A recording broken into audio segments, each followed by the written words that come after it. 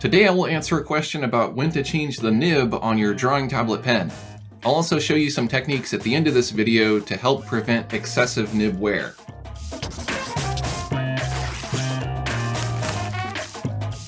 First, let's talk about the reason why nibs wear down.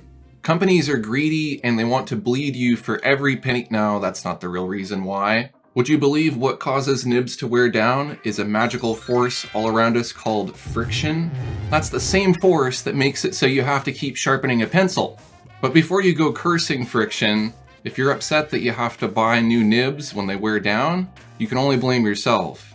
You're the one who rubbed two surfaces together. But here's the upside. Because of friction, when you draw, your hand doesn't slide across your tablet uncontrollably, and you can grip your pen without it slipping out of your fingers. Yay, friction! Typically, display tablets have less friction than non-display tablets, although you can increase and decrease the feeling of friction with optional nibs on certain models. Contrary to what you might expect, you actually want a tablet with some friction. Try drawing on a glossy tablet like the iPad Pro, this isn't an iPad Pro, and you'll feel like you're slipping and sliding around. For a more natural drawing experience, you'll want some of the natural friction you'd get from drawing with traditional media like pencil on paper.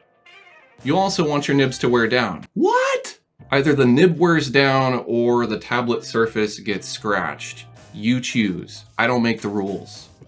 So now that you understand why your nib is wearing down, let's learn about the best time to change your nib.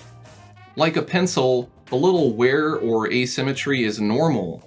As you draw, your pen should naturally wear down on all sides, but over time, a side may become more worn than others.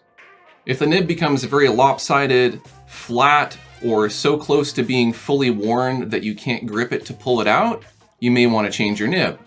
Otherwise, can you draw with your pen? Yes? Then get over it.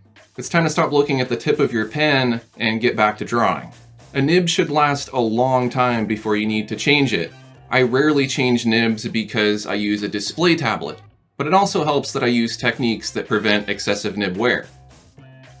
Most tablets come with several replacement nibs. They are often found in the pen stand, pen case, or sometimes they're very sneaky and they hide them in some cryptic location like the interior of the tablet.